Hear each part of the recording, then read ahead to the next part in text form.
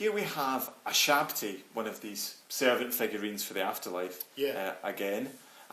He's quite a small chap, made of this greeny, bluey material called faience. Faience, so right, okay.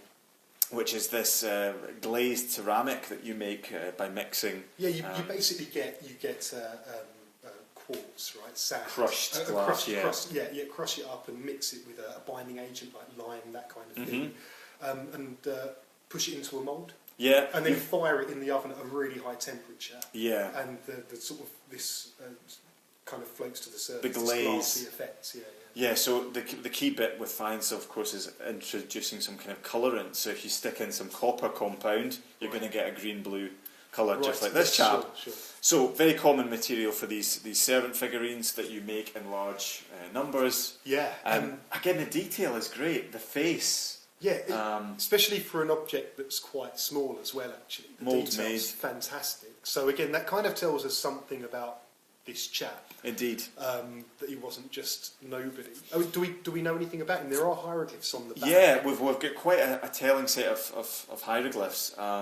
So he's from the 26th dynasty, so about 600 BC. Okay. A period of particular interest to me. It's quite an interesting inscription because it names him. He's a guy called Heka Emsaf, right. And he's got a title, overseer of the royal fighting ships. Oh right, yeah. And so, in modern parlance in English, he's the admiral of the fleet. So he is high up. He's someone really quite high up important, in the Navy. yeah. Right, fantastic. At a time when Egypt has a navy, Yeah. quite an interesting time internationally, about 600 BC. Yes. The Greeks are on the up. Yeah. Lots of interesting things are happening around the Mediterranean. Yeah, it's a real international age, isn't Yeah. it? And so it's no surprise we start finding chaps like this coming to the surface. We know actually where this guy was buried. He's got a great big tomb at Saqqara. His mummy was found intact, covered in gold and jewellery, so he's someone quite wealthy. Yeah. So presumably he's not always engaged in fighting, but he's controlling trade as well. So that's where he's getting a lot of his. And he's got the typical Shabti look, though.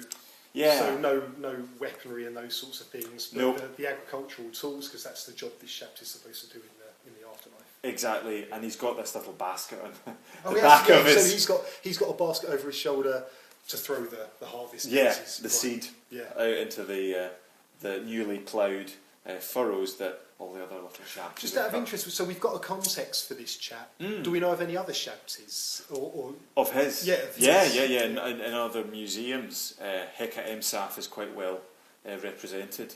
But that's good fun actually. When you have a historical individual, you know where his tomb is. You can start piecing together all the bits that came from that one burial. Yeah, that's right.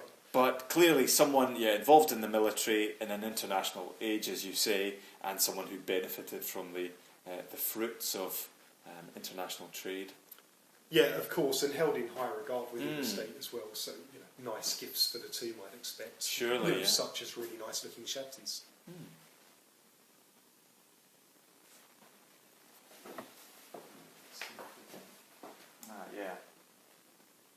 See his title there, his name.